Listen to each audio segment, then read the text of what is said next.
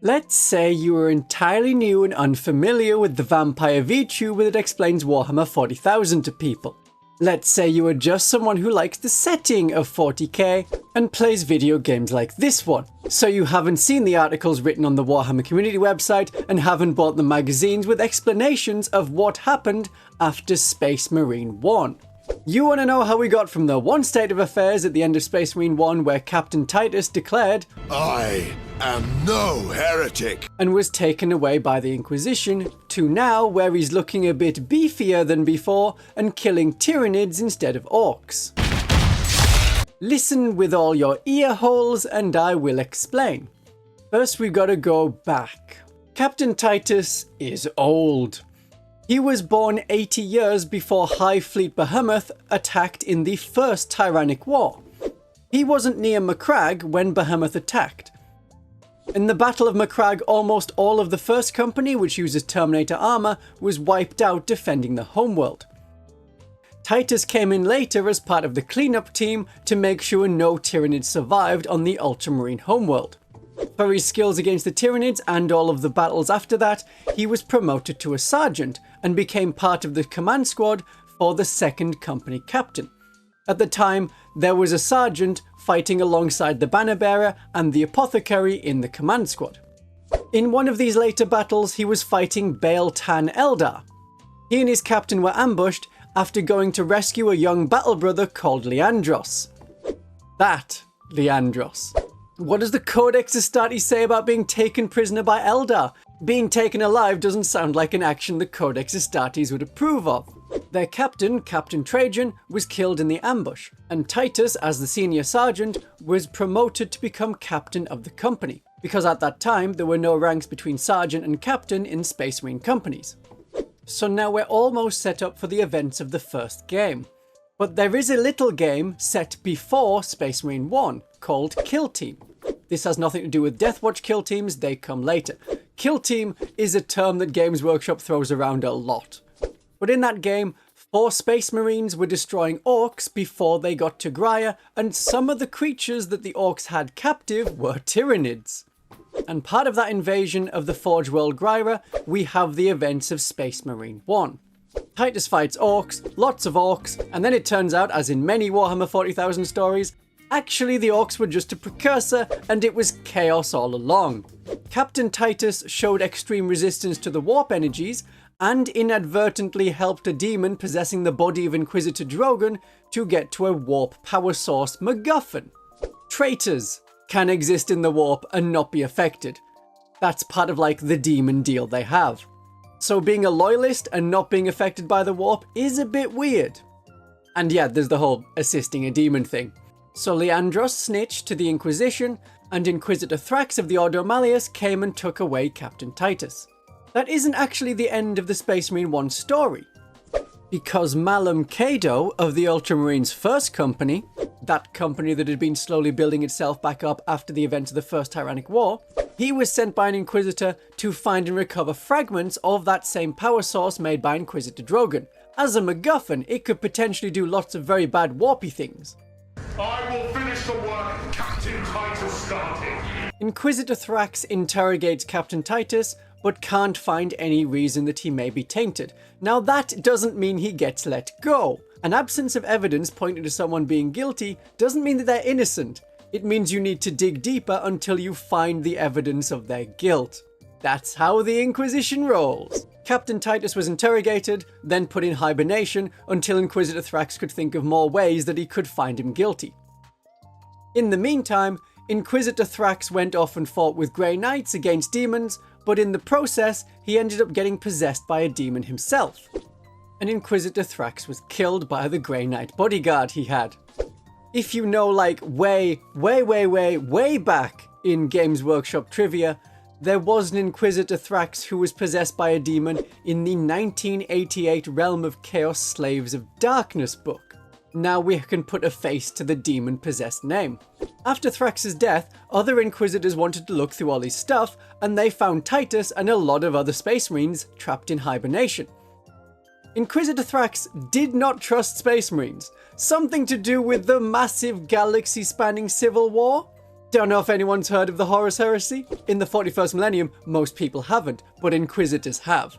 And Inquisitor Thrax was one of the first people to look at Luft Huron and say, hey, this guy's dodgy. Maybe he shouldn't have loads of Space Marines under his command. But Titus was released from hibernation, but all he knew was that he had been accused of heresy, not officially found innocent, and he hadn't heard from the Ultramarines, either because long-distance communication across the galaxy is difficult, or because Inquisitor Thrax had been blocking his calls. Since he had had no communication from the Ultramarines after being accused of heresy, he assumed he had brought shame to his chapter. When he was moved to the Deathwatch as a useful asset, he didn't want to be thought of as an outcast Ultramarine, so he wore a single black pauldron in place of his chapter icon. In the Deathwatch terms, this is becoming a black shield. In the Deathwatch, Titus now called himself Nullus. He was very good at killing Tyranids because he had been part of the first Marines to get Tyrannic War veteran training from the likes of Chaplain Cassius in the cleanup after the first Tyrannic War. Titus spent a long time with the Deathwatch. A chaplain mentions that he has spent over 100 years with the Deathwatch. And at this point we're about 200 years in the future compared to the first game. We can tell because of the service studs on Titus's head. There are small studs for 10 years of service, which are barely worth having, slightly bigger ones for 50 years, and really big ones for a century of service. In the first game, Titus had 2 of these in his head, and he now has 4, so we know how far ahead we are, and it sort of tracks in the lore. Games Workshop has now stopped bothering with dates for certain events and recording them, but the first Tyrannic War for young Titus was the year 745 of the 41st millennium, and the current events are at the start of the 42nd millennium. Other Space Marines say of Titus, he has been serving for over 200 years. But that amount of time is the bare minimum, likely put in by the game developers who didn't necessarily know all of the lore of 40k, which is reasonable. You don't need to have all of it portrayed absolutely accurately, because it never is accurate. Everything in 40k is canon, not everything in 40k is consistent with other bits of canon. If we don't count the decades of service where he was captive by Inquisitor Thrax, which could be nearly 100 years in itself, it does track.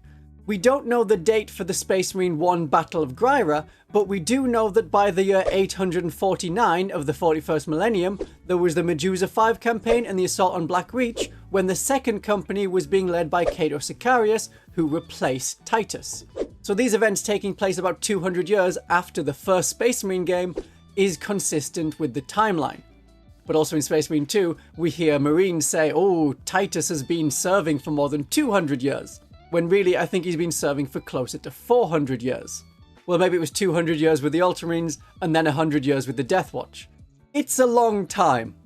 Yet surprisingly, for most of the Imperium, not a lot have changed. Oh, there's a big wibbly chaos thing across the galaxy, demigods have come back, and there's a slightly newer kind of Space Marine, but we'll get onto that later.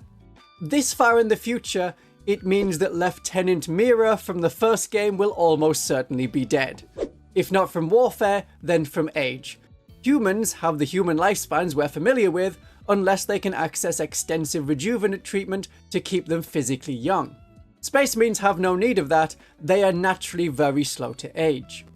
Now at this point, you can go and play the Space Marine 2 game spoiler free and cut your way through hordes of Tyranids and other Space Marine players in the PvP mode. You know that Captain Titus, now Nullus, is part of the Deathwatch, that is where the game starts. But there is more to know if you have played some other 40k games.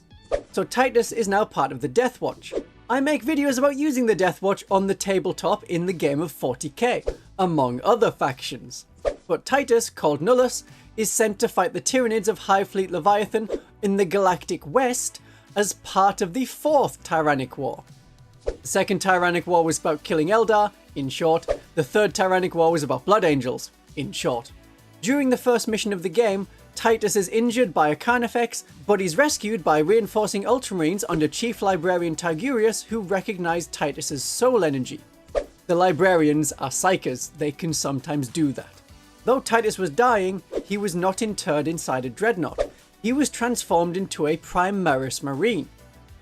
If he could live long enough for the additional organs implanted inside him to take hold, then the advanced healing of the Primaris physiology would see him recover.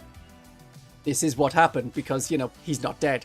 Now returned to the Ultramarines, Titus is brought back into his company. His service as Nullus with the Deathwatch has ended. Titus is back in the second company, the same company he was in before, so we may hope to see Leandros's punchable face. Oh boy, I wonder if he still loves the Codex Astartes and wants to report and punish his fellow Space Marines. Cato Sicarius had since disappeared, but the captain position of the second company is currently filled. But with the newer lieutenant ranks being made, Titus took up one of those positions. But there's more lore than that. At the start of the game, you are in the Deathwatch. You lead a kill team of other Firstborn Marines, as in not Primaris Marines. One of them is a Black Templar, like the ones that took you away at the end of the first game, and Titus became close friends with one in his kill team, so when he lands in the first trailer, we saw those chains again. They're a mark of respect to the Black Templar comrade he has. But sadly, Titus didn't follow through with the Black Templar doctrine of tying the weapons to your hands with chains, as we see him drop his bolt pistol very quickly into the start of the game. But games have to game, you have to lose almost all your weapons so that the game can reintroduce you slowly into how the mechanics work. That bullets come out of the gun, but in different ways out of different guns. Another member of your kill team is Ulfar of the Space Wolves. But this is not the same Ulfar from the Rogue Trader game. That Rogue Trader game happens at roughly the same time as Space Marine 2. The Space Wolves are just bad at originality with names. There is more than one Space Wolf called Ulfar. This would be like finding out that James had quit his job. Who? James Cameron? James McAvoy? James Workshop? And the Ulfar in Space Marine 2 has a distinctly different axe to the Rogue Trader Ulfar.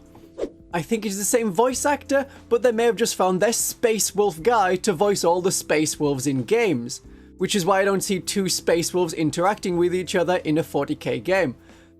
If you want to believe that it's the same Marine, go for it, but it is by no means confirmed to be the same Space Marine.